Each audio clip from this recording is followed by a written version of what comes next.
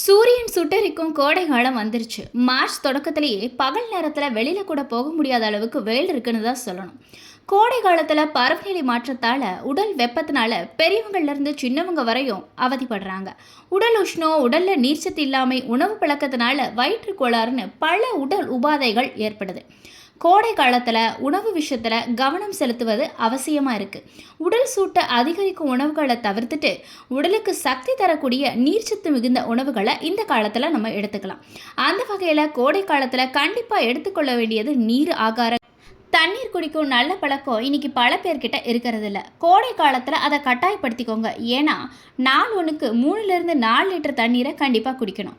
கோடை காலத்தில் குறைஞ்சது 5 லிட்டர் தண்ணீரையாவது குடிக்கணும். கோடை காலத்தில் உடல் உஷ்ணத்தை குறைக்கிறதுக்கும் சிறுநீர் கழிப்பு உள்ளிட்ட பிரச்சனைகளில் பாதிக்கப்பட்டிருக்கிறவங்க இளநீரை கட்டாயம் குடிக்கணும்.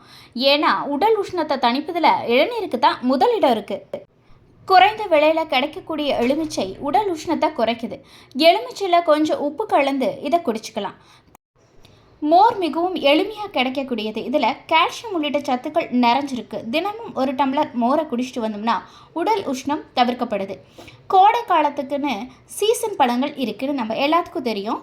இது தர்பூசணி, கிர்னி பழத்தை அப்படியே சாப்பிடலாம். உடல் எடையை குறைக்க வேண்டும்னு விரும்புகிறவங்க இதனை சாப்பிட்டுட்டு வரலாம். பழங்களை அப்படியே சாப்பிட பிடிக்காதவங்க பழச்சாறுகளாகவும் குடிக்கலாம்.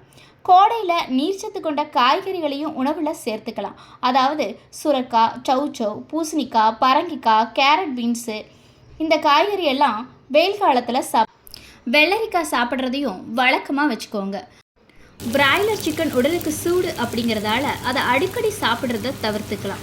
அதுக்கு பதிலாக மீன் கூட சாப்பிட்லாம். எண்ணெயில் பொரிச்ச உணவுகளை தவிர்த்துட்டு குழம்பு வச்சு சாப்பிட்லாம்.